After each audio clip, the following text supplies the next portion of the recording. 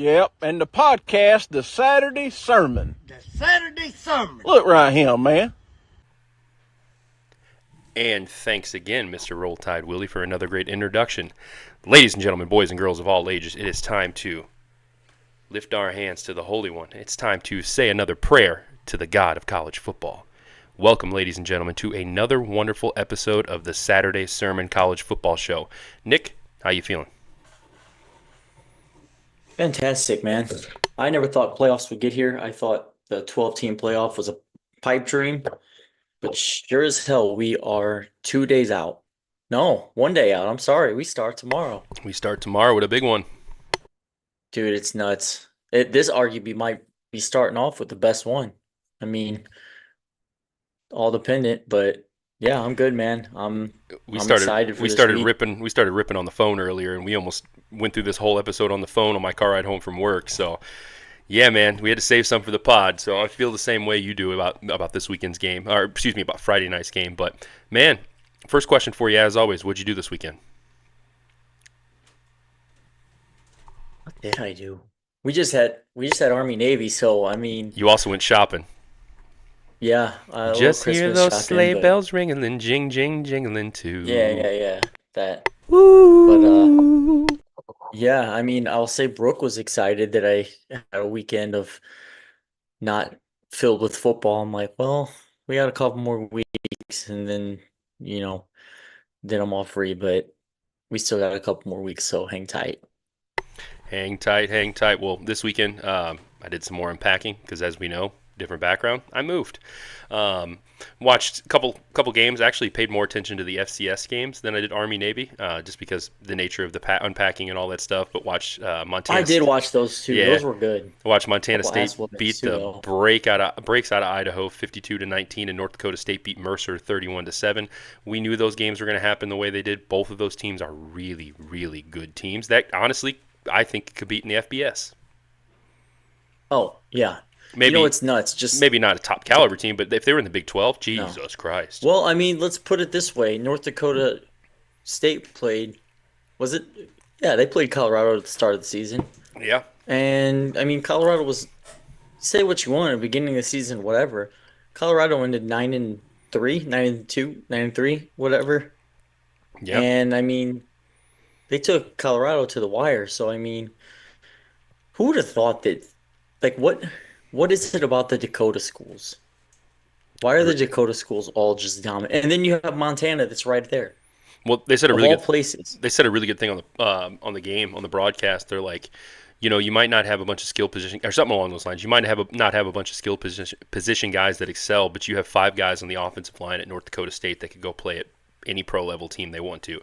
Maybe not start, but have opportunities to go on and play at the next level. And it's true. I mean, how many starters from North Dakota State in the NFL? I mean, you have that kid from a couple years ago that's missing all those teeth up front, the little ginger guy. But yeah, I mean, after that, though, watched a couple D3 games in between those two games. And I kind of finished my night watching the UFC fights. Was supposed to have some people over and ended up only having one person over due to bouncing back and forth between plans. I apologize, Nick. But overall, it was a great weekend. But gearing up for tomorrow. Got a big party at the house tomorrow. Christmas party, housewarming party at my house. And as much as I want to say I'm going to be completely paying attention to, everything going on at the party, I'm probably going to have football on in my office on all the TVs. So, kind of my plans for this week coming up. But man, let's just dive in. Let's talk about some news topics, Nick. What's the first news topic you want to talk about tonight? Dude, I mean, where do you even start? I got a perfect thing. You know what? Let's start with this. What do you think about this? Oh, Bill Belichick, how I miss you. Now you're coaching at UNC. Bill Belichick, are you going to call Mike Vrabel to call your defense? Oh, how I love you, Bill Belichick. Shout out to Chandler Jones for that horrible song, the horrible rendition of Tennessee Whiskey. And ironically, I mean, behind me I have a Tennessee Whiskey sign up. But Nick, what do you think about UNC and their big hire, and how depressing do you feel like he was when he was signing that transfer from Holy Cross in that picture? Dude, I saw a meme and it had Belichick and he was just standing back, like hands in his in his hoodie, and it said, "What does it say? Just sign the fucking paper or something like that." Like that's gonna be him. I don't know what to think about it. Like I every bit of me wants to be like, dude, this is gonna be fucking terrible. But the more that I see him there, and like, I mean, if he's diving in, Bill Belichick's, I don't think gonna do something that's gonna be a dumpster fire. You think about the world of the portal, and we want to maybe say these old heads just wouldn't keep up, but he has been a professional football coach, and guess what college football is now? It's a pretty much professional league. So I'm not entirely convinced it's going to be a dumpster fire. I think he could have some success. He's going to get some guys in because of his name alone. As far as him recruiting, I mean, what's he going to do? Flashes rings. He's not going to win anybody over with his personality. But I mean, I don't know. I think he can be a polarizing guy, but it's going to either work really well or it's not. Nick Saban recruited a lot of kids by just flashing his rings. Just want to point that out. You also have UNC, who I believe UNC is a Jordan school, correct? That's correct. You could have some money flowing into this football program, man. You could have a bunch of boosters getting behind and filling that collective up with money because of the fact that they signed a big name coach like Bill Belichick, and I'm excited for it. I'm actually super pumped to watch next season. I'm not trying to fast forward through the playoff games and stuff, but I'm super excited to watch next season and see how UNC does because, man, that's a great signing. Well, I think that's a great person to come in that's going to be a great leader, but also a guy that's going to be no nonsense. He's going to be Nick Saban. I truly believe that. yeah. But again, like he may be better equipped for the world of college football now than Nick Saban was when he ended up being done. You know what I mean? So 100%. it's going to be interesting to see. I'd love to see UNC be a football school. And They always have an iconic look, and they're not bad. no. They haven't been bad. Like I don't say what you want to say about um Mac Brown. Mac Brown. Did Hmm. I? Yeah. Yeah. Jesus, I'm tripping. Say what you want about him. I mean, he's a legendary coach. He didn't do a bad job there, No, you I know. mean So he was a quarterback it's away. crazy though. He was a quarterback away this year from being really good. And didn't they lose their quarterback against Minnesota? Yeah, I'm Yeah, pretty they sure in sure Minnesota. did. Yeah, they lost their They starting sure did. quarterback. I mean, look what he did with Drake May. I mean, he lost some Who games, would but have he also thought? won some games. Who would have thought that they move on from one old guy just to hire another old guy? Well, did you hear about that manifesto he submitted to them? Mm-mm. They joke about it on Edelman's podcast all the time. Anytime there's another Patriot player on there about Belichick's manifesto that he never lets anyone see, and they talk about like how big of a document this is, and it's like a running thing. But supposedly it was like 300 pages, and he submitted it to UNC, and it had everything from like nutrition to strength and conditioning to who he's going to hire as coaches to what he plans to do in X amount of years and stuff like that. And the guy he's a football guy. He really is, and I'm super excited to see what he's going to be able to do in college football this year. So Listen, if he has even an ounce of success there, it is there's no debate that he is the best coach of football history, and I don't know if anybody will ever come close to what he's done. yeah, I agree. But I mean, he arguably is probably now, but yeah, you know, outside of him though, no one can argue it. no, No. absolutely not. But you know, we talk about like moving forward to next season. I feel like there's so much movement right now with the portal, with you know other coaches moving around. It it's almost like I mean, as a Penn State guy, there's been movement alone and guys coming talking about coming back. It's like it almost feels like the season's over, yet we have the most important part of the season coming up. Yeah, You know what I'm saying? 100%. And you were leading into it. I mean, the transfer portal in general, it's a broken thing right now, and I understand working in higher education. Surprise, guys! I work at a college.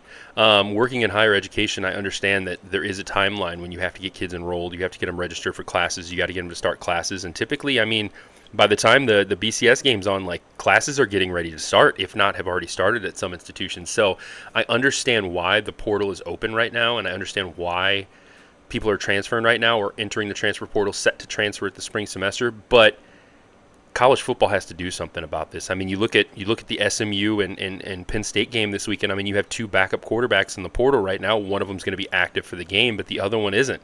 And it's a I mean, shame. that's huge. It's a shame, and the only thing I can think of, and shout out to Bill, your boy, I was trolling you on your post, but completely thought the same thing. Like, you're in a situation right now where you either have to start the season earlier, or you gotta figure something out with the portal where they can't transfer until after the spring semester or something. But then that ruins them being there for spring ball. So, I mean, another thing with the portal too. I mean, you look at Army. Army was playing Marshall, correct, in the bowl game. And I think all Yeah, of they're Marshall, supposed to. like most of Marshall, hit the portal. So the game got Yeah, I canceled, and actually, that's because of the portal. it's it's a very flawed system, Mm-hmm. and it's kind of funny when you look at it because think about it this way: these kids hitting the portal, a lot of them. How many of these kids are in class? You know, studying their asses off. Like it's like these kids could realistically probably show up a couple weeks late and be fine. Now, you can't really do that. You know what I'm saying? But I think the only thing you can do is start the season earlier because this can't work. You know, I and agree. like you mentioned, I'm as a Penn State guy, that news was crushing. I loved Bo Prabula. Like that kid was so fun to watch. He was a Central Pennsylvania kid. He grew up a Penn State fan, wanting to play for the Nittany Lions his whole life. And it finally come time where he realizes writing's on the wall. Drew Aller's coming back. He's gonna have maybe 1 year to start, if that, because you got a kid behind him who's really talented. So it's like you want what's best for this kid. And Franklin was the same way. That's why he ultimately decided to opt out of playing. It's not because he didn't want to play. He wanted to play. Franklin made that clear. But you had to look at it on both sides. This was a mutual thing. Franklin said, "Look, like your head's not in it. Obviously, I mean, clearly you're wanting to visit other schools during the playoff. Every single guy, his thing is you prepare like you're the starter, and you can't do that when you're taking visits or thinking about what school you're going to go to. So it's counterproductive not only to the team, even if he is there." But it also hurts, the kid if he does stay. Because if you're wanting to become a starting quarterback, you got to get in and you got to get in like now. You got to take your visits. You don't want to end up at a bad school because your process was rushed. The portal opens up on 12/9 and then it closes on 12/28. 12/28, that's a few days before the second round of the playoff. So how are you supposed to find the time? There's no way you're putting these kids in impossible situations, and it's a shame. You're going to have, I mean, God forbid, but if Drew Aller gets hurt, you now are playing a kid who's never even taken a snap of college football. Yeah, and that's wild. It's the crazy part about the portal. But man, truthfully, it was even more of a shame this past weekend than probably any transfer news we're going to get, probably any portal news we're going to get, probably any college football news that we're going to get. It was more of a shame. These awards. Nick, Joey transitions. We're moving forward to the awards. I couldn't watch the Heisman show. I was unpacking. I feel like that's pretty much been the theme of the past couple of weeks. Listened to it in the background, was very much ashamed of the voting process, and when they were going over all the other awards, I was pretty ashamed of how things were voted. There was a lot of writers who had votes for Heisman and other awards that were getting fact-checked on Twitter because they were posting stuff that was incorrect. One of the big ones that I saw is that there was a writer who had a vote who posted that Genty only had 19 touchdowns this season, which is a complete crock of shit. I believe he had 29 or 20, yeah, 29 touchdowns this season. things like that is why It's I a big don't. difference. It's why I don't trust these awards. Why I don't care about these awards. Why I think these awards are so flawed. But rolling through some of the major ones, I mean, as we know, Travis Hunter, he won the Heisman. Ashton Jeanty won the Maxwell. Hunter also won the Walter Camp Award. Coach Cignetti won Coach of the Year. Doak Walker Award went to Jeanty. Davey O'Brien went to Cam Ward. Unitas Goldenarm, senior quarterback, went to Shador Sanders. The Bolitnikoff went to Travis Hunter. The Mackey went to Tyler Warren. And then the Bednarik, I can never pronounce that, went to Travis Hunter as well. A couple things that I have to say about this and I have to get off my chest. I think that the Bolitnikoff Award should have went to an actual receiver. It should have went to either McMillan, Fannin, or Nash. I think those guys all had more impressive seasons than Travis Hunter did. I mean, you look at Nash. Nash was literally a Triple Crown leader in all. I mean, he had the three major receiving categories. San Jose State kid. I mean, you have McMillan, who had an incredible season this year, and he played on a pretty much a piss poor offense. And then you had Harold Fannin as a tight end, a receiving tight end that probably should have been up there because he had more yards than most wide receivers, actually almost all of wide receivers in college football, and definitely all of tight ends in college football. I think that was a flawed voting. I think that pick was made several weeks beforehand without even the last half of the season shaking out. I also think the Heisman winner, I think that was a crock of shit as well. Yes, I am saying a crock of shit like I'm 58 years old, but it's true. I think that you look at the fan vote, you look at what the people wanted, you look at what players say, and Ashton Jeanty was the best player in college football. The PFF rankings came out. Ashton Jeanty had a higher PFF grade, which take those with a grain of salt, but had a higher PFF grade than any Heisman quarterback in the past. It's like 15 years or something like that. Like, that's insane to think about, and he did not win the award. On the other end, Travis Hunter had the lowest PFF grade of a Heisman winner of all time. Man, I think those two awards were they just weren't right. I also think the Mackey Award, Nick, you're going to get a little heated about this, but I'm not going to give you a reason to get heated because I'm going to say it went to either Warren or Fannin. I think that you can make strong cases for both of them, but the fact that the media really didn't want to cover Fannin and his glory this year was kind of a shame.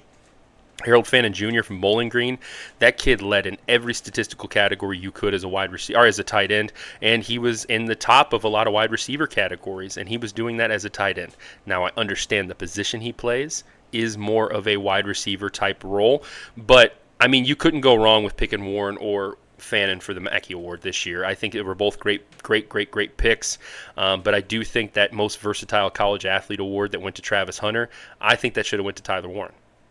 Nick, what are your thoughts about some of the awards? What are your thoughts about some of that? My last thing I want to say, too, is it's a shame that Shador Sanders wasn't invited to New York. It really was. I pretty much agree with everything you said. I think just to add a little bit on top of that, you said that, the Mackey could have gone to Tyler or Harold Fannin. I 100% agree. You know what I absolutely think is ridiculous? One, you said that Fannin wasn't really getting much coverage.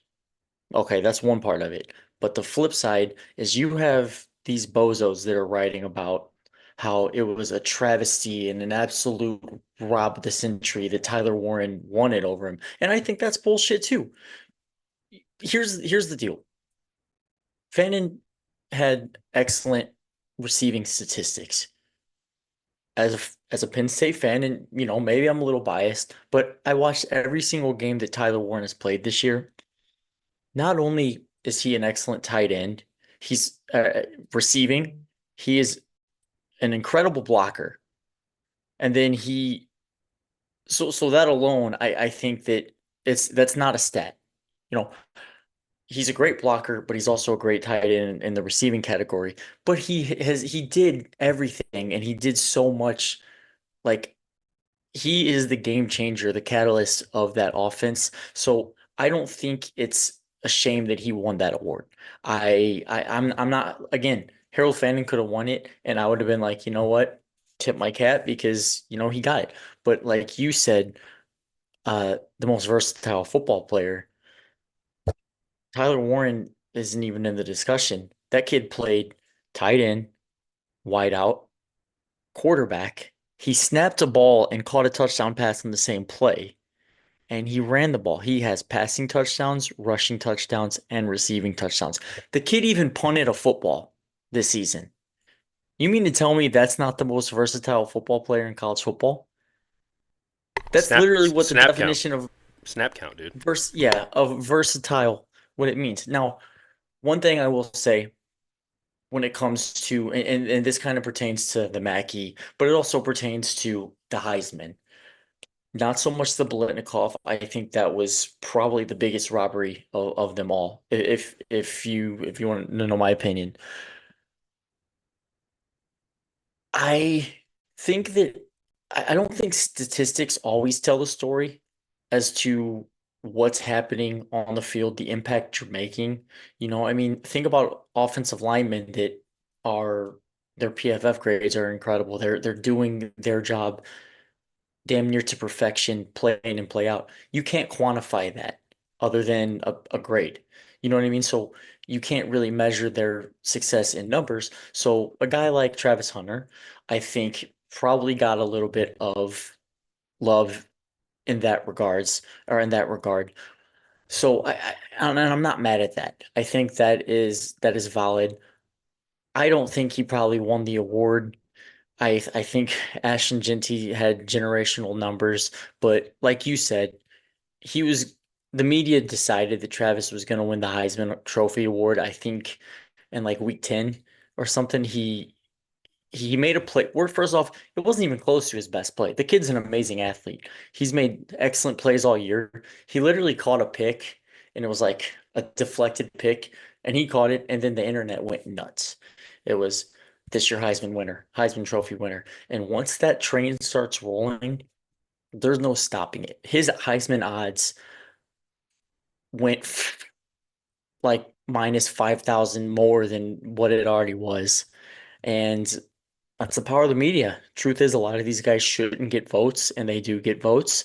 You had a lot of old heads who used to be media personnel and they retired. They don't keep up and watch it. And you have guys that are younger and they have their votes, but like you said, they're getting fact checked because they don't even watch the damn game. They're gonna pick the popular vote, and that's what it is. That's what it's always been, and that's why quarterbacks are always winning the Heisman.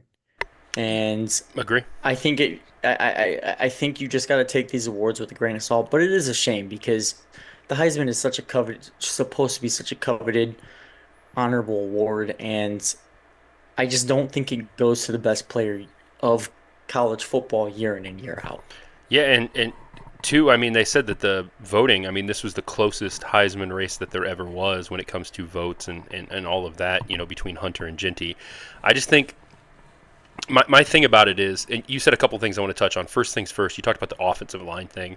Also, I just sounded like I was from Wisconsin the way I just said offensive line. But you talk about the O-line thing. We're not an NFL podcast, but I've been saying for the past 3, 4, 5 years that there's two players they should be number one and number two in the NFL, especially when they were in their prime, and that's Quentin Nelson from the Colts and Trent Williams from the 49ers. I mean, those two guys alone, I think they should have been in the MVP race multiple times. I think Quentin Nelson's one of the greatest, and I've said it, and I'm a Titans fan. See, I'm even wearing a Titans shirt right now. Sorry, the camera flipped. I'm wearing a Titans shirt right now, and I will say Quentin Nelson is the greatest football player I have ever watched. And I know offensive line. I study offensive line. I still study offensive line. I used to coach offensive line. You can't teach what he has. He is a gift. He is one of the greatest offensive linemen. He's one of the greatest NFL players of all time. And the fact that man has never been put up for a Heisman.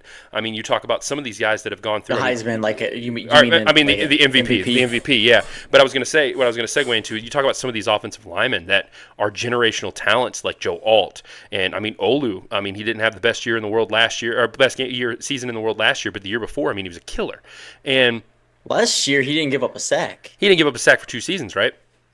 Yeah, I mean he was. But he was dealing with on it. he was dealing with a little bit of health issues last year, if I'm not mistaken. I think he had hamstring issues that led into the combine that got him hurt when he was jumping in the combine, if I'm not mistaken. But as I digress, excuse me. You got guys like that are generational talents at their position. You have great offensive tackles in college football right now that should get more of a nod for the Heisman running, but they never will because you can't, as you mentioned, you can't. I'm talking about Heisman. You have so many guys in college football. Talking about college, huh? Yeah, you have so many guys in college football right now that just don't get the nod for the Heisman because they don't have any stats to back up what they do, and it's just a shame, man. And there's so many players that I think should be in the category of Heisman caliber guys, but they just don't get the nod because it's a popularity contest, as you mentioned. The other thing I wanted to unpack as well is, I will say this too, hand of the sky. I think Tyler Warren should have been invited to New York. I mean, I'm not going to argue with that. When the Heisman Trophy, the Heisman Award is labeled as the most outstanding college football player. That Yeah, kid was is an outstanding college football player, and by player I mean player of like six positions this season. So nevertheless, but last thing moving, I really, yeah, moving on, yeah, Nick. you Nikki, know, Nikki transitions.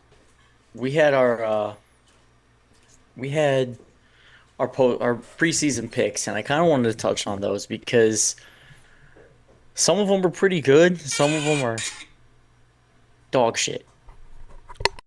Let's hop to it. Let me get this pulled up here.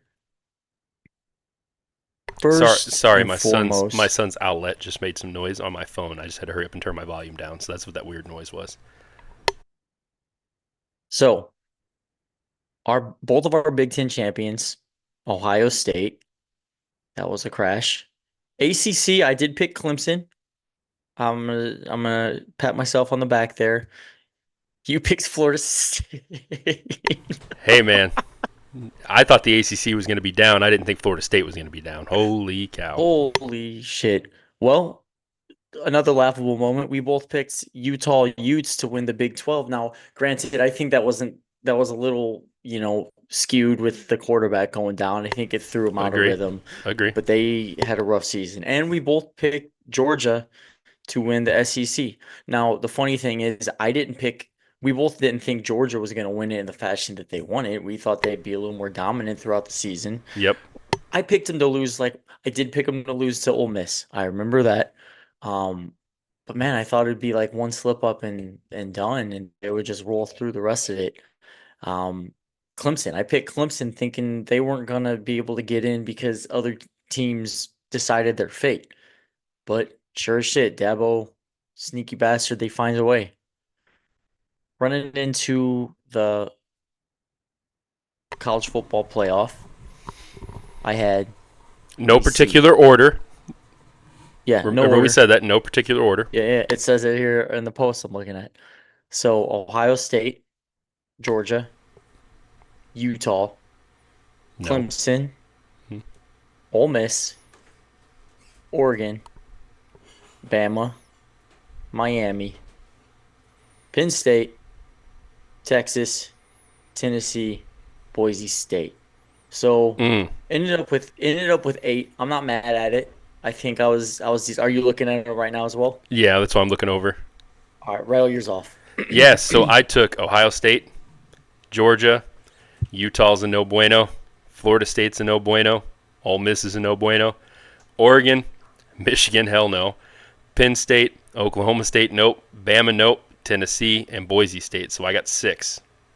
6. Okay. I mean, half the bracket. I mean, we're 50%. Not terrible.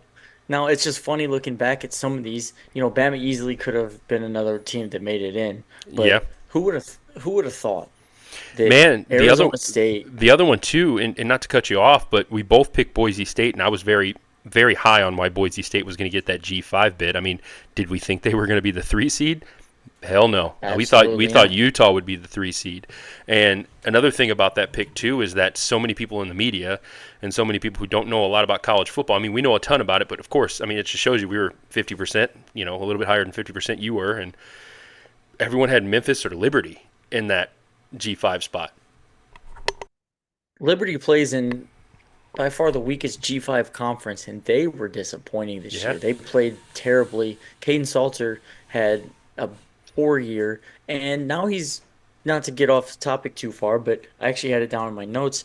He's going to transfer to Colorado because I guess he thinks Yep. it's sweet, but Julian Lewis is right there behind him, so Yep. I don't know how that's going to play out, but nevertheless, transfer portal madness, it's nuts. Who would have thought that Arizona State would have made it in? Yeah, man. And I think the coolest story about Arizona State is, we talked about head coach quite a bit, Dillingham quite a bit in the preseason. We talked about King in our Dillingham, yeah. and we talked about him in our unreleased Big 12 episode that we might have to release someday. We talked about he's going to be a thorn in a lot of people's side. He's the best young coach in college football, and we were 100% true on that. Now, did we think he was going to be coach of the year, or in the running for coach of the year? Excuse me. No. Did we think that he was going to take Arizona State to the playoffs? Nope. But we did say that they were going to be a thorn in a lot of team sides, which was very much true to the point where now they're in the playoffs. Fun story Not only though. they're in the playoffs, they get a first round bye. Well, yeah, right. It's insane. But fun story, though. I was listening to a podcast the other day. My favorite football player, probably of all time, besides Vince Young, has always been Taylor Lewan. I've always been a Taylor fan. He's an offensive lineman who had swagger about him. He's an offensive lineman that wasn't your traditional offensive lineman. I mean, John Gruden said it on the Bussin' with the Boys podcast this past weekend. He goes, that's what makes you so much different than all these other guys is you are a personality as an offensive lineman, and you don't find that very much in the NFL. But Taylor Lewan actually went to high school and was on the same high school football team as Kenny Dillingham, which is insane to think about. Yeah, that's how young Kenny Dillingham is. That's bizarre. Yeah, he was a senior when That's Luan. also how young Taylor Lewan is. Yeah, too. well, I mean, and he's Jesus, retired. dude. Well, he's unofficially That's what I'm retired. saying. But I mean, they live. Yeah.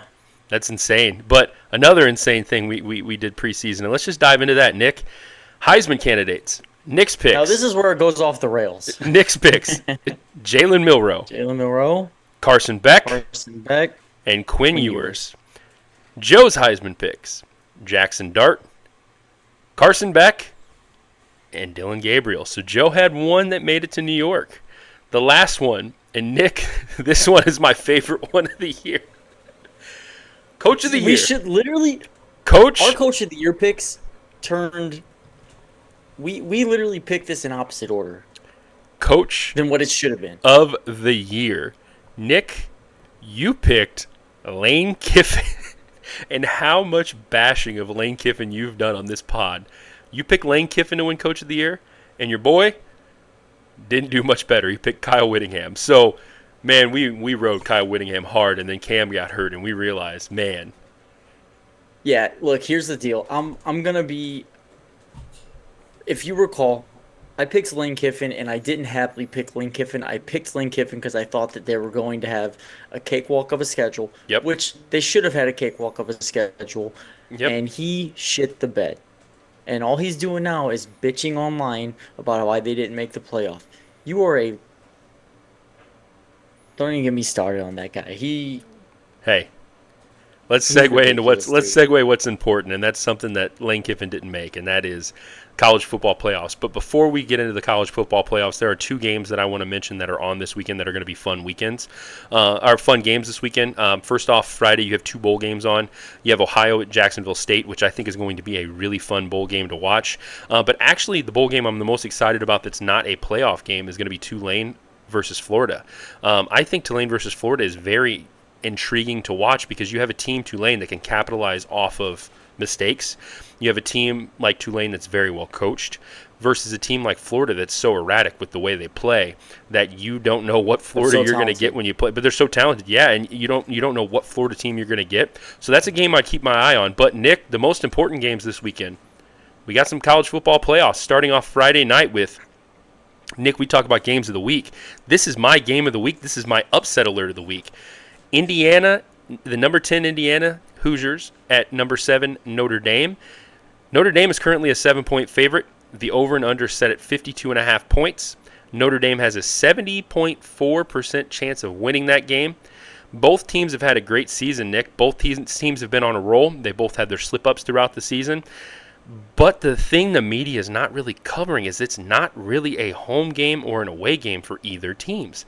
Both teams are playing in Indiana. You know those kids from Bloomington are going to come in herds to the game.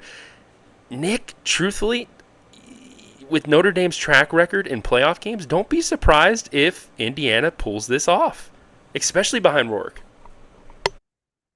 Rourke is a stud.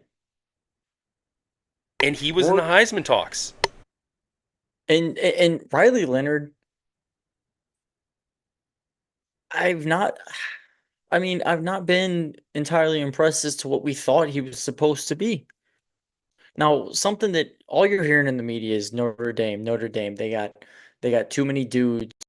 They got too many dudes, this, that, and the other. Well, I got the college football power index up right now, and I was just doing some research on, you know, just stuff for preparing for the pod, and I realized something. Notre Dame's strength of record is 4. Indiana's is 8. All right. The end of the season strength of schedule, Notre Dame is at 61, Indiana's at 67. Now those are very, very similar. They both throttled inferior competition. The difference, Notre Dame didn't play anyone like Ohio State. So really, are these teams all that different? I when you talk about it like that, though, I think Indiana might be a better team. I think they're. It's crazy to think, and Indiana's one of those teams that hit the portal the right way this offseason, but Indiana's also one of those teams that I think is really well coached. I don't know if Notre Dame has the same coaching staff that Indiana has, but I'll tell you this: I'm man, it's just something about Cignetti, and I will tell you this, Nick: we're going to be together watching this game. We're going to have a great time. We're going to be enjoying it. We're going to be singing some karaoke and all that good stuff as well. Fun fact: if Indiana wins this weekend, I'm going to smoke a cigarette for Cignetti. I'm going to go to the gas station down the road, buy a Lucy, and smoke a cigarette for Cignetti. You know, you gotta celebrate with a win with a big cigarette. I've never smoked a cigarette before that I can remember. I might have taken a puff out of one as a kid, but Nick, man, we got to celebrate. I mean, we're gonna have a communal cigarette that all 10 of us, all 11 of us will have to smoke that night when Cignetti pulls this off. So, what are your thoughts? You up for the challenge? I mean, I don't know if I'm touching a sig, but what I will say is I think they have the coaching edge. And Agree. another thing, I don't in Bloomington, Indiana could be 10 hours away, and I still don't really think this is much home field advantage for Notre Dame, other than the fact that they're there. Notre Dame crowds are not rowdy. It's an old school fan base, a lot of old heads with a lot of money. Do you think they're going to even be any kind of factor? No. That is a boring, lame school. Like, fan base is annoying. And those tickets are the price for old rich folks. I don't really think that that environment is going to be much really. I think going and playing, at the shoe was 10 times more of an issue than playing at touchdown Jesus there. I don't know. I think that ultimately Notre Dame has more dudes. I mean, I hate to say it. I know I just made the counterpoint to it, but I think at the end of the day, they just have too many guys up front, and I think that's going to pose an issue. I don't think that Indiana's defense is going to have trouble stopping Notre Dame. I think if they have any trouble, it's going to be scoring against Notre Dame. I think this game's going to be closer than you think. I don't necessarily know if it's going to be a high scoring game or not. I haven't really decided on this one particularly. I don't think so. I'm leaning a lot of these college games or these playoff games to be lower scoring, Agree. generally speaking. I think the But lines, I think the over and under set on all these college football playoff games this weekend are really good for the under. Um, but oh no, yeah, I agree with you on that. I didn't mean to cut you off there, though. no, it's all good. I'm not, I wouldn't be entirely shocked if Indiana is able to pull this off. I think Notre Dame has gotten a little more credit than they've deserved all season. Sure, they've been throttling their opponents, but They they've played always do. How many G5s have they played this season? And they It's play like, they play a cherry picked ACC schedule. yeah, So it's easy to pound on, inferior competition, but until you're up to against somebody who's really about that life and punches you back. yeah, What's that? Isn't that a Rocky quote? I think it's a Mike Tyson quote. Tyson. Yeah. One of those Yeah, guys. one of those fictional, non-fictional Anyways, boxers. Yeah, so who do you got? What's the score? yeah. Gun to my head.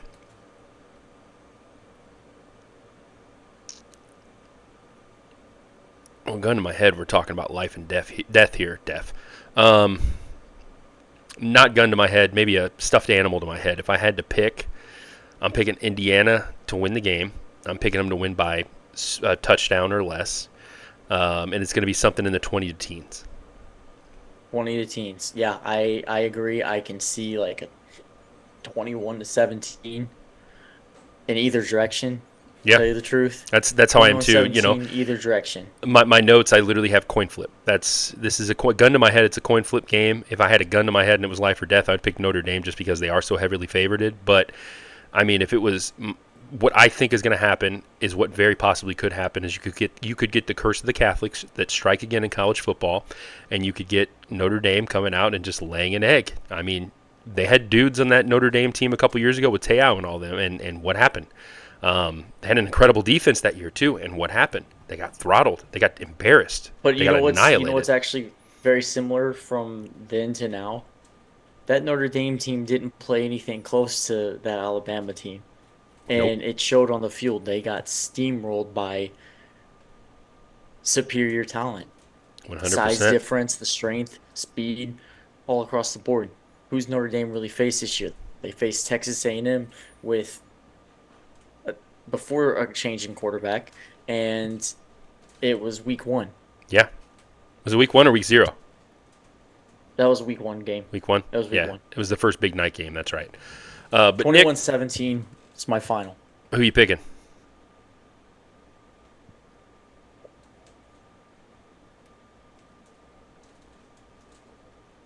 Notre Dame. Okay. No, Indiana. Nope. See, this is how I am Give me the too. Hoosiers. Give me the Depending on the Hoosiers. day, I'm not depending on the changing time my of day. mind. I'm riding with Cignetti. Dude, depending on the time of day, depending on what I'm thinking, I keep bouncing back and Yeah. forth as well. So I'm Ask with me you there. tomorrow. I'll probably tell you something different. 100%. I will ask you tomorrow when we're doing karaoke. But let's talk about some of the next playoff games that we have on the lineup, and these are on Saturday. Most importantly, Nick, have you paid for your HBO Max subscription? I don't have to. Does it come with your phone or something? No, it's on TNT also. Oh, okay. I didn't know if it was HBO Max and not TNT. I didn't know if one was on one or one was on the other. Whatever. I Which have is Max. terrible. I have Max. We can log in if we need it, brother. If we want I- a better stream, I mean, we can always just max it up, you know. How the hell did TNT get the rights for college football playoff? This is gonna feel like the whiteout on Peacock. Well, Who's well, hey, commentating this- you just laid me up for this, man. We got a whiteout game this weekend. We have SMU number 11 versus the Penn State Nittany Lions. Man, Nick, how you feeling about this whiteout energy? This isn't a whiteout energy game. This is a true whiteout game. Penn State's currently an 8.5-point favorite. The over and under is set at 53.5 points. 67.3% have Penn State winning. Again, Nick, it's a whiteout game. What are your thoughts on this game before I rant and roll through mine? Well, I'm gonna say one thing, and now this isn't a typical show. We don't really have a crash out moment or crash out segment, but I'm gonna crash out for just a slight second. You have all these Fox motherfuckers that have been saying, "Oh, well, you could do a whiteout, and look at that, it's a whiteout. Oh, look at that, you're doing a noon whiteout." Joel Klatt, shut the fuck up. It's not that you couldn't do a whiteout at noon. It's that nobody wants to see that shit. And not only that, nobody wants Joel Klatt's voice or Gus Johnson's Maserati Marv just blowing the Ohio State Buckeyes any chance they get and just low-key bashing Penn State because that's what they do. They're clearly biased. So no, it's not that they couldn't do a whiteout during noon. It's that you at Fox didn't deserve a fucking whiteout at noon. I 100%. digress. Let me talk about Fox college sucks. football. Fox sucks. It's terrible. It's terrible. And their ratings continue to drop for a reason. But nevertheless, Penn State hosting SMU. Penn State's minus 8.5. Here's that aspect of me as a fan.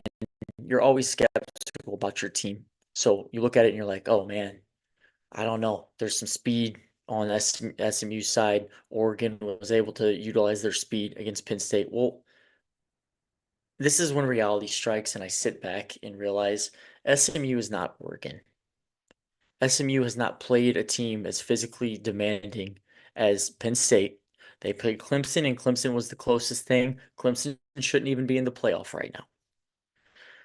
So, that being said, Kevin Jennings, great football player, 3,000 yards in the air, 22 touchdowns, but 8 interceptions. Bashard Smith, running back, 1,220 yards rushing with 14 touchdowns, 5.9 yards average a carry. Kid's a freaking beast. They score 40 points a game. Everything that you're looking at is like, all right, this could be a little dicey for Penn State and their defense after they played like they played against Oregon. I truthfully think that they're going to get it back or get it together. I think that the difference maker is up front. You know that what was it Avengers? We have an army, we have a Hulk. Yeah. You got a Tyler Yeah, Warren. like we well we have an offense that scores 40 points a game. We have an Abdul Carter. You also have a I Tyler just Warren. think that So, yeah, I'm just yeah. talking on the defensive side of the Yeah, football. yeah. I think the biggest difference is right there. Mm. You're catching Penn State now. Great rush defense for SMU. I think they've done a phenomenal job all season. But you're catching Penn State after Nick Singleton's best game of the season and Katron Holland's best game of the season against the number one team in the country, where they put up 297 rushing yards against the Oregon Duck defense. Again, SMU is Oregon-esque, but they're more Oregon light. I think the game is going to be a nasty game with the weather. I just think Penn State is going to be able to control the front, the line of scrimmage. They have to be able to contain Kevin Jennings and don't let him improvise. If they're letting him get out of the pocket and make plays, they're going to be in trouble. But we have one of the best players in college football at the edge, and Deniden Sutton is, if he comes back next season, he's going to be pretty much what Abdul Carter is next season. I trust those guys to get the job done. I trust them to contain him. And I trust this Penn State offense to put up points. I think they're riding high, that offense, especially after this Oregon game.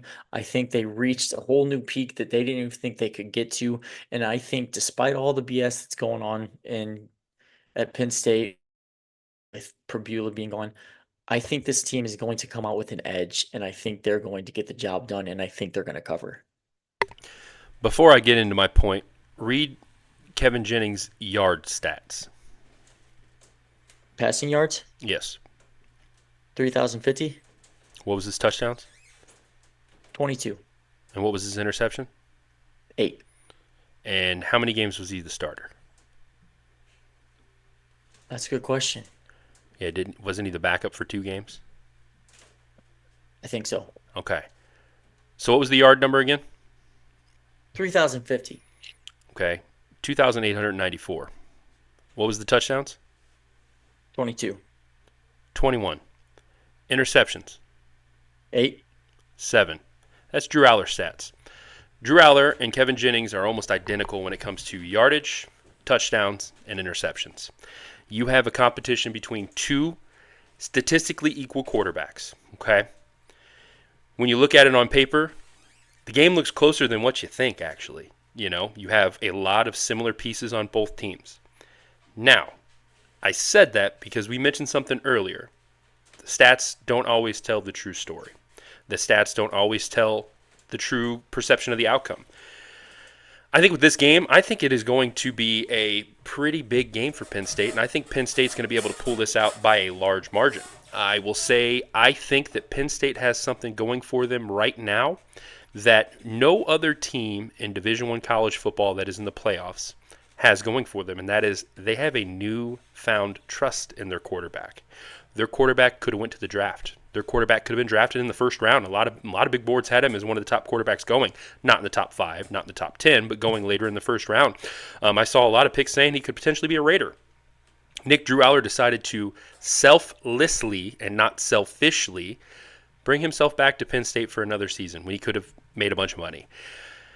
Nick, I think you're going to see a Penn State team that has confidence in every single player on the field. I think you're going to see a great Penn State team on offense this weekend. Defense, we have to keep an eye on their DBs, and we have to keep an eye on, and them being able to not to play down to their competition of playing up to the level that we know they can play, playing like they did against Oregon.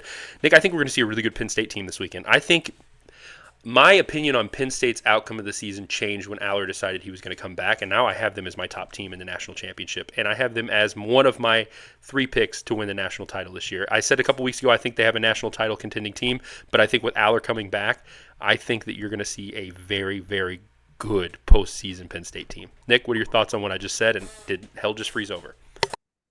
No, I mean, you look at their path to the Natty. I think it's very Easy. feasible. Easy. Yeah, I mean, That's the I'm not easiest gonna natty sit. path.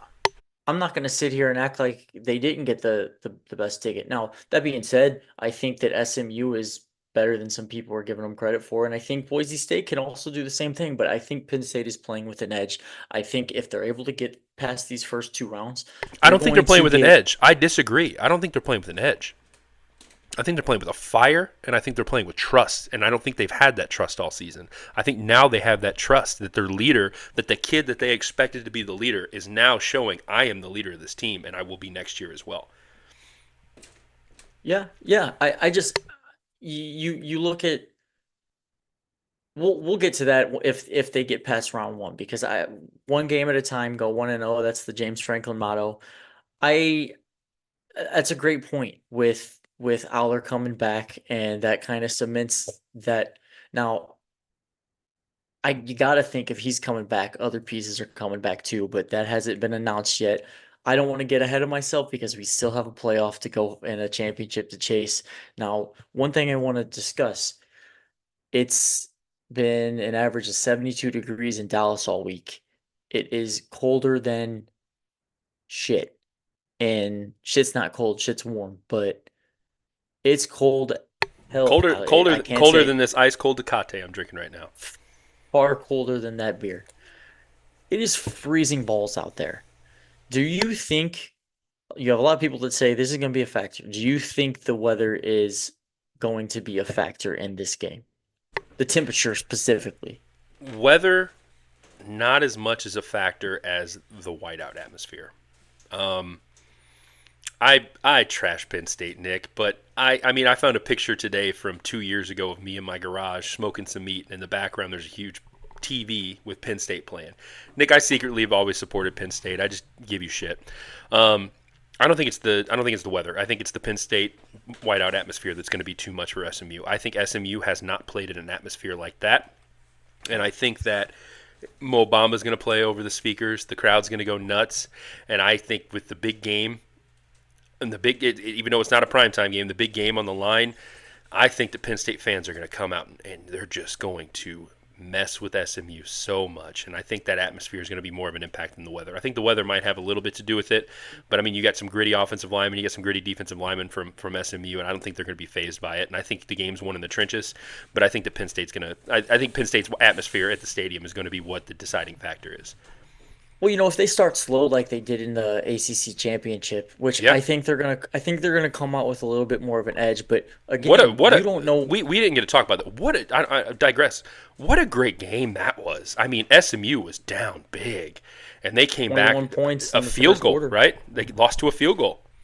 Yeah, a 56-yard field goal at that. Insane, bro. But anyways, College back football, to man. back to But if I think they're gonna come out with a little more fire. But at the same time, it's easy to say that before you go step out on a field that feels like 15 degrees and 100 and plus thousand people wearing white screaming at you.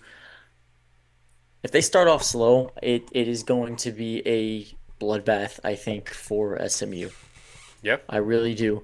But I think Brett Lashley's a great football coach. I think this game is going to be more respectable than some think. I think if anything, Penn State will pull away at the end. What is your final score?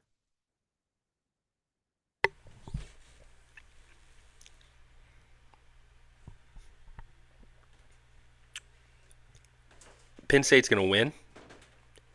I think they're going to win by multiple scores. I'm thinking mid 30s, low 20s, Penn State. There's going to be 15-mile-per-hour wind and it's going to be cold as hell. I don't anticipate many field goals. If You any. said 15-mile-per-hour winds and it's going to be cold. Is there a chance of snow by chance? Yes. And what Let me look does at State and College what right now. and what does Penn State have in their backfield that is better than any team in the backfield or any team's backfield in college football? And that is a committee of backs and a tight end that can even be a part of that committee. He's gonna be. I mean, they're 100% gonna use him. I was 100% going to tell you. I think that look for Katron Allen to have an incredible game this weekend. I think the same with Nick Singleton. He's healthy now. I think that they're going to run the football well. I think it's going to be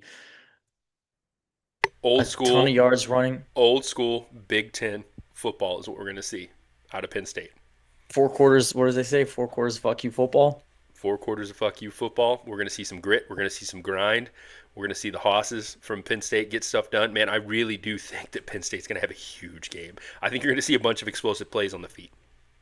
I'm going to give 28-10, 28-14, maybe. Nice. I can see that being the score too, but I think Penn State has more in the arsenal this weekend. Well, but I think the they do weather too. might play I think the weather's the only reason I'm not giving them in the 30s, and but I could very well be throw, wrong. I would love for them to put that up. You throw something in the boundary, or you throw little short passes in the middle of the field with Tyler Warren. I mean, you don't have to do much. Just throw 2 yards, 3 yards, and let him just work. Nick, you could have more passing touchdowns than you think because of Tyler Warren.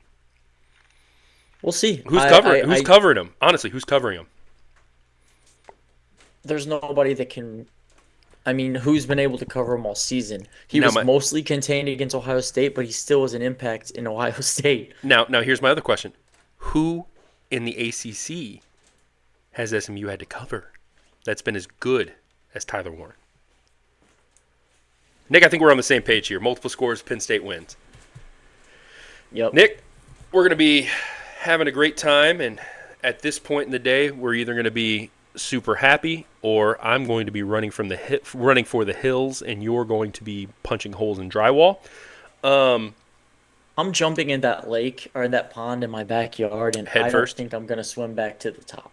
Okay, but if things go the way they're not supposed to go. But if things go the way they go, we're going to be sitting there. We're going to have Max TNT on. We're going to be probably a couple drinks deep at that point, having a great time. Hopefully my wife and son's there. Hopefully Brooke's there. Hopefully some of the boys are there. And then we're going to start number 12 Clemson at number 5 Texas, where Texas is currently a 12-point favorite. The over and under is set at 51.5 points. There's an 80% chance that Texas is going to win, according to the matchup predictor. I've been impressed with 2 guys all season. I've been impressed with Dabo Swinney and the way that he was able to battle out that loss against Georgia for the final ACC championship that they got. I'm also been super impressed with Cade Klubnik. I think Cade has played really, really, really good this year, and I believe he's coming back next year. Correct? I'm not 100% sure. I'm pretty sure he's coming back next year. Yeah, he is. He's only a sophomore, right? Yeah. Or he's he's a young guy. But I think Cade's coming back. I've been really impressed with them. I've been really impressed with the way they've battled after that Georgia loss throughout the season. They've had a couple slip-ups here and there. But what I will tell you, the ACC is down bad. The ACC is the equivalent, in my opinion, to the Big 12. Texas has only had a rocky road this year against one team. And that rocky road was against Georgia. And they solved the Georgia puzzle in the SEC title game. They didn't win, but they solved that puzzle. Now, Clemson and Georgia. Now, Clemson is a completely different team from that Georgia game. But Clemson struggled horribly against Georgia. In my opinion, I think this game is not going to be a fun game to watch. I don't think this game is going to be entertaining. Nick, I have Texas beating the brakes off of Clemson. What are your thoughts? They've never played in history. That's insane, especially with They're so how old those two schools are. That's insane. they've never played. I mean, last year Penn State, Ole Miss, that was the first time they've ever played too. But yeah, this is a first time matchup between Clemson and Texas. Couple notes here. Quinn has not seemed okay all season. Since the injury, I think, yeah, he's it's limited them significantly on what they're able to do, particularly in the red zone. If they Now on the other side, Clemson's defense has not been very good. They're supposed to be Clemson's supposed to be a defensive football team, but they haven't been this year. They've been for the hype that they had preseason, they have not played very well. They've given up a lot of big plays, but the opposite side is Texas hasn't really been making a lot of big plays. So I think if there is a path that Clemson wins this football game, it would have to take Texas not being able to capitalize on big time opportunities and shooting themselves in the foot. And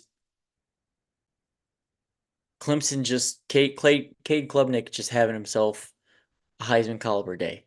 Now I don't really see that happening. I Clemson can make explosive plays.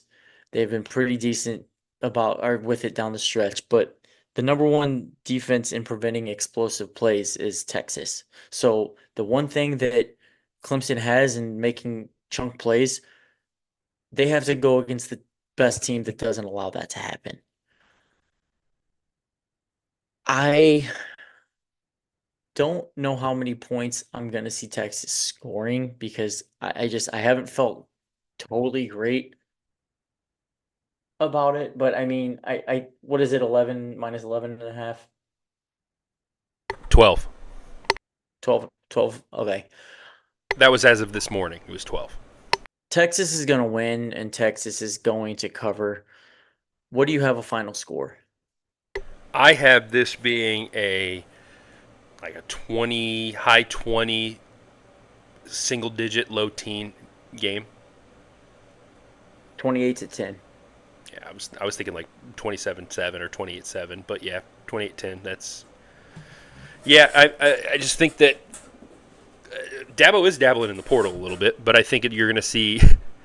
I think you're going to see something. I think you're going to see something out of Texas. I think you're going to see a fiery Texas, and they could prove me wrong because I feel like every time I've said this, and we talked about this a couple weeks ago, every time I talk about a team being indestructible and the team being great, they falter on us, and they could make me eat my words or eat crow, is what the old people say, going back to the 58-year-old reference. But no, I see Texas putting it together, man. I really do. It's now or never for them. You know what? What that's the thing. I've heard it. There's been so like there have been so many media pundits and commentators say the same thing. Like Texas is going to put it together this week. Yeah. This is when Texas is going to put it together, and it hasn't happened. So I haven't been as bullish, I guess, on Texas as a lot of people have. I think they looks dominant against Texas A&M, but Texas A&M has been a little shaky, I'd say. Um, For those of you wondering, all Nick right, is watching the Nebraska Penn State volleyball game right now, correct? semifinals, yeah, it's pretty decent matchup, but either way, I'm a Nebraska, a Penn State volleyball football school? fan. Volleyball school? Penn, Penn State and Nebraska, they're both good at volleyball, but um, yeah, they just haven't put it to like you've heard it so many times. This is the week that they're gonna put it together. Everything's gonna click, and it just hasn't clicked. And I think Yep. because Quinn's not Quinn's been not been Quinn. yeah, he's not been himself because he's hurt. So Yep. it's like, at what point do you make that switch, and do you hit that switch and that clicks?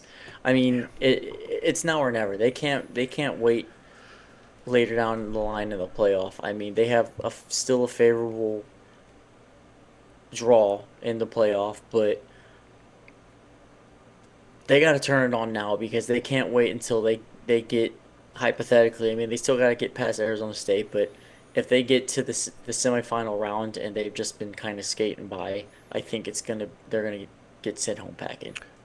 This game to me is a draft or portal game for Quinn Ewers. I think if Quinn plays like shit and they bench him and put Arch in, Quinn's hitting the portal. If Quinn plays great, he's going to the draft. I think this game for me is one of those games where Sark, as you mentioned, they have to pull the trigger, they have to figure it out or whatever. This is one of those games that I don't think Sark is going to care about anything else other than finding the right fit at quarterback. If Quinn comes out and he's sluggish, he's going to pull that trigger fast for Arch Manning. So, Just but win, baby, win. We both have Texas Whatever it winning. takes. Yep, give me Texas 28-10. Well, there's one final game this weekend. We have the number 9 Tennessee Volunteers at the number 8 Ohio State Buckeyes. Nick, before we even get into this game, Tennessee fans are fucking nuts. They are nuts. Some of the troll jobs that have been going on this week in Columbus has been insane. I mean, you had that one fan that went crazy at every single Waffle House in Ohio was playing Rocky Top on repeat. First off, how much money did he spend on that? That is insane. And number 2, who has that much time in their day that has enough money to spend all of that money? Who has enough time in their day to do that? Who's That's going the first to thing. Waffle House that much? Yeah, you're right. Number 2, the Nylund North. Did you see that? Yeah. So many Tennessee fans have put that as their location outside of Ohio State Stadium that now on, I think it was either Google Maps or Apple Maps, when you look up the stadium's address, it comes up with 2 different locations, and that's the stadium, and it's Tennessee Stadium up north. Like, that's insane to think about. That is insane. That's nuts. That's wild. That's unheard of. That is trolling to another level. Tennessee's going to come in herds to that game. They're traveling well. I mean, you look at some of the stuff that they're putting out. They're trying to make the stadium checkered. Literally with how many people they're trying to get in. And they're strategically trying to buy tickets in certain locations to be able to combat the Ohio State white that they potentially could be wearing at the game.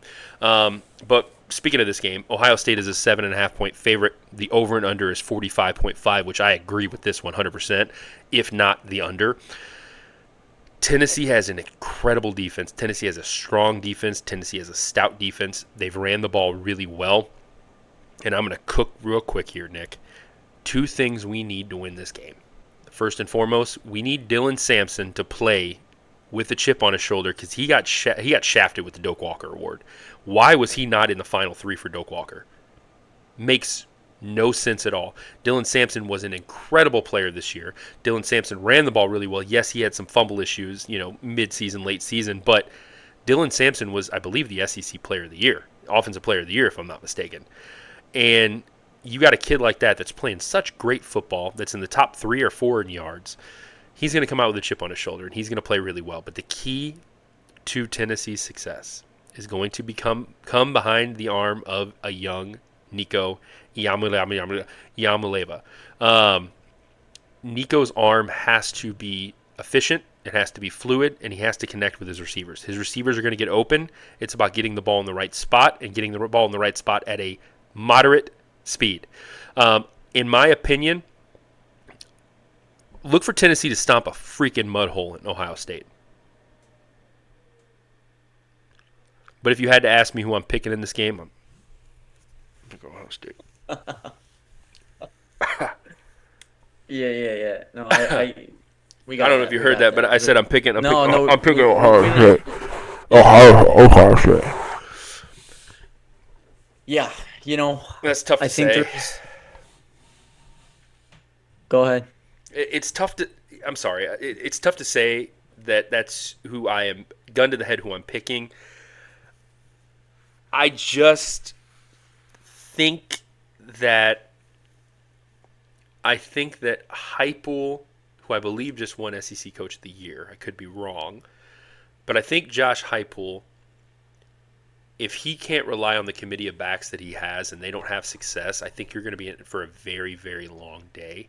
I also think that their scoring in the first half has been a problem pretty much all season, where they've played from behind and they've came back and they've won some games by third and fourth quarter heroics. I just don't think you can do that against a caliber team like Ohio State. Now, Ryan Day does choke in big games, and that could play in our favor. But Nick, it's so tough to say But because I also, hate I mean, Josh Heupel's record on the road has Heupel. not been great either. Josh Heupel, yeah. Heupel. Josh Heupel's his record on the road's not been great either again. No, And so you never know. yeah, You man. never know. I'm probably going to gamble on hockey during this game. I think the Winter Classic's on. I don't know. I'm trying to figure out what's on. It's tough, man. I don't want to say it, but I do think Ohio State's going to win. I think it's going to be a very low scoring affair. I think Tennessee's going to show a lot of hope for the future, but also you have a lot of guys leaving. So I don't know, man. You got to get James Pierce Jr. You got to get some gas under his ass, and I think this could be a different game. I'm going to be cheering on Tennessee. I'm going to have everything ready to go to cheer on Tennessee. I'll be at your house or my house, depending on how the day goes. Obnoxious as hell during that game, but I will tell you, I think the Buckeyes are going to win. Now before I get into the game itself, this is the conflict I have. You're my boy. You're a Tennessee fan. So I gotta show love to the Vols, right? Yeah. There's two other things. I'm a Big Ten guy. And there's always Big Ten SEC beef. And I'm really sick of it, and I would love to see the Big Ten just beat the SEC any chance they get. But here's the third part. Fuck Ohio State. I cannot stand them. First off, you're making planting a flag in your state a felony.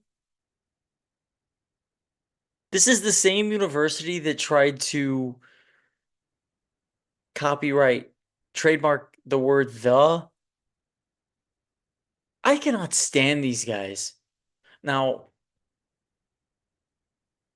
either way, I'm going to sit back, I'll be able to draw positives out of both sides, but you're going to get this. You're either getting Ohio State at an excellent time or an absolutely terrible time. You're either going to get them down in the dirt or down in the dumps. Their fan base is really on Ryan Day's head, like just waiting for him to fuck up. If they start this game slow, there are going to be boos in that crowd. You can either get an Ohio State team and fan base with low morale, with Ryan Day shitting down his leg, and that's how you jump on them, or you're going to get the exact opposite. You're going to get a pissed off, incredibly talented football team that has had to sit and stew 3 weeks, losing to their rival for the fourth time in a row, fourth time in a row. When you were 22-point favorites, it booted you out of the SEC or the Big Ten championship and ruined your opportunity at a rematch against Ohio or against Oregon and a first round bye. So I don't think there's any in between. You're either going to get them at a great time when they're low, or you're going to get a fired up, pissed off Buckeye program. What you see remains to be seen. If Tennessee wins this football game, I think it's because of the mistakes in quarterback play for the Ohio State Buckeyes. I think Agree. interceptions are thrown, reckless passes are thrown that turn into pick sixes or turn into short field, flipping the field with a fumble or an interception. But on the flip side, if you don't get that, you're going to need to be able to fire on all cylinders. I don't know if I trust. I don't think you can win the game solely in the hands of Nico right now. At this point in his career, I don't think so. He's liable to miss opportunities downfield. You cannot do that against this Buckeye team. If you don't take advantage of them in every single opportunity you get, which there are not going to be many opportunities, you're going to be in trouble. I agree. I think it's going to be a very low scoring game. Agree. Yep. I'm leaning, I'm with you. I'm leaning on the side that the Buckeyes, I think, are going to take the win. Um, it's going to be a low scoring affair though. And I can truthfully, I can see a world where this game is, or this is a Tennessee win, but I'm just, I feel the Buckeyes are going to take it in a low scoring rock fight. And, I think this game could be a boring one. Something that you wouldn't have thought at first, but the more we talked about it, I can see Notre Dame and Indiana being the best game of the week, and I can see Ohio State, Tennessee being A snooze boring. fest, being a A snooze snooze fest. fest. Two Yeah, good, yeah, two good stout defenses. Now, we do have to make note that Ohio State does have a very much a liability at corner. yeah. And if you can get a Brew McCoy open, you can get a Squirrel White open, you can get that matchup with Thornton on is it Ward, right? Is the name of the kid? No, it's oh man, Anyways, um, you get that matchup lined up, and you get Nico to be efficient with a couple balls. You could be in a that's the situation where difference where maker. yep, that's the difference maker. He cannot miss those, and he's been so prone to missing them. And you talk about how well, as a team outside of quarterback play, Tennessee played against Alabama. And you talk about how Nico had a bunch of open. I mean, we've talked about it in the past. Nico had so many open passes that he missed downfield. And I mean, he was 3 or 4 passes away from that being a blowout, which is it's incredible to think about, but it's also insane to think about that you have a kid that's right there. He's at the cusp of being great. He just has to be able to be more efficient. And if he finds a way to be efficient this weekend, Nick, we are looking at a blowout from Tennessee, but I don't think he's going to be, and I think we're going to see a low-scoring affair. Gun to my head, I'm taking Ohio State. I'm taking the score to be 21, 21-10, 21-14. I could see that. I think 21-13 feels right, and I Two field or goals and a touchdown. 21-10. I think 2 field goals and a touchdown does sound efficient. It sounds like Tennessee football, honestly. Yeah, yeah, trust me. I'm also familiar with that same sentiment Yep. on the Nittany Lion side, but yeah, I think I'm with you, and I think that score is is where I'm running with too. Well, So, Nick, we both agree. Unfortunately, I will be jumping out of your house into the lake, and I don't know how to swim if Tennessee wins this game. I will streak naked around your house if Tennessee wins, or if we're at my house, I'll streak naked around here, which I'll feel more comfortable doing that because the blackout curtains. But, anyways, games of the week for me. I think my games of the week are Penn State, Indiana. Or Penn you State, mean Notre Dame? I would say Penn State, SMU, Indiana, Notre Dame, and Florida, Tulane. I think my under the radar game of the week once again is Tulane at Florida. That's I just I think it's going to be much closer than what people expect it to be. I think it's a 10.5 point spread right now in Florida's favor. This is going to be fun to watch. I'm excited for this one on Friday. And then I think my upset alert of the week is going to be Indiana over Notre Dame.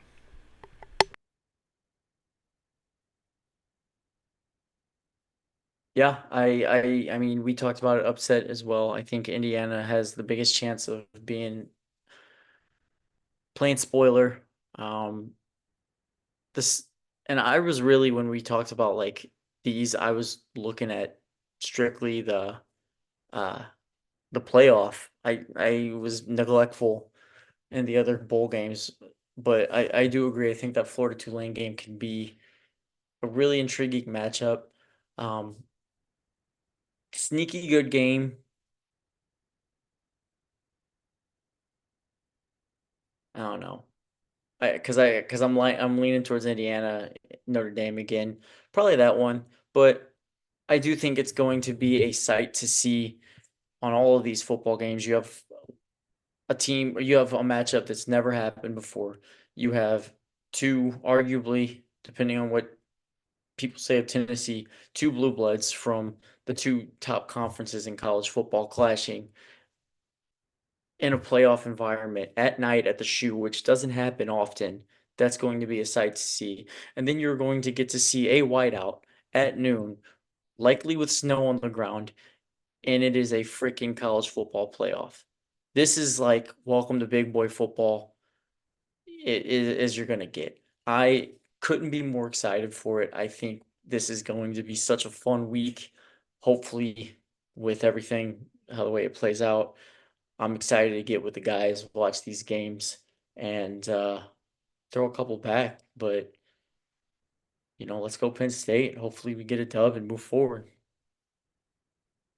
Well, Nick, we have two options. We're about an hour and 19 in. We can either crash out on something, we can have a heart to heart. That's our two options. Or the third option, we can close it out. Whatever you want to do. Let's wrap this bad boy up and put a bow on it. Well, before we do that,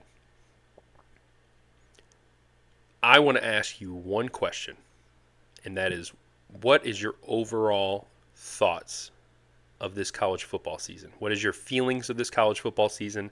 How are you feeling knowing that we're going into the postseason? Like, how are you feeling?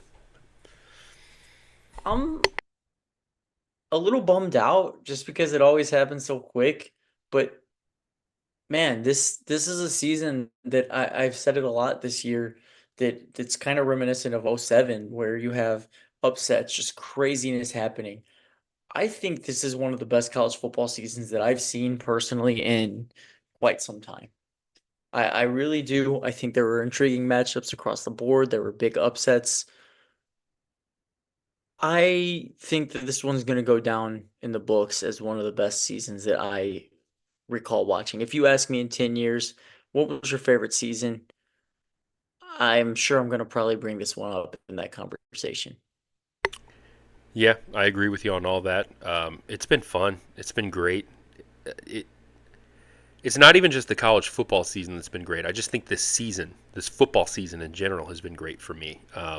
So many life changes, so many things that have been occurring over the past couple of months that's really shaped a lot of things for my future. And the fact that one of the things that I get to do that's been the same throughout this whole process has been college football, and get to enjoy college football. Yeah, I mean, it's been such a great season, but it's been such a meaningful season to me because of all the personal stuff that's came around with it too. I mean, you have both of my favorite teams in playoffs right now, which is insane to think about. I mean, you have Boise State and Tennessee in playoffs, but yeah, I mean, I agree with you on everything. This is going to go down as one of the best college football seasons of all time, and I also think that the media agrees with that as well. When you have a year where the NBA numbers are down, you have a year that baseball's down, you have college football that the ratings are just increasing and increasing and increasing. And man, it's been great. There's so much parity. There's so much great stuff that's happened, and I'm super excited for the closeout, and I'm super excited to get with my boys this weekend and enjoy some games together in person. Listen, man, Just have a great time. it comes full circle here. We started this, we talked about doing this pod for a long time. Yeah, Didn't know at the start of the year that you'd be finding a house and coming back. Now we get to wrap this season up. Probably gonna try to get, together and record, in person. But I mean, now we're back. We get to link with the boys and watch these games, yeah, not just talking about it on the phone. yeah. So, well, Nick, closing thoughts. I think we just about said everything that needs to be said. I mean, man, this weekend's gonna be awesome. It's gonna be great. It's this this is history in the making that we're about to see. We're about to witness the FBS college football playoff, and it's never happened before. Like it's about to happen right now Yeah, on campus. This is a monumental moment yep. for college football and all of football, and I couldn't be more excited for it. Can't say anything else, Nick. It's been another episode of the Saturday Sermon College Football Show. We're out.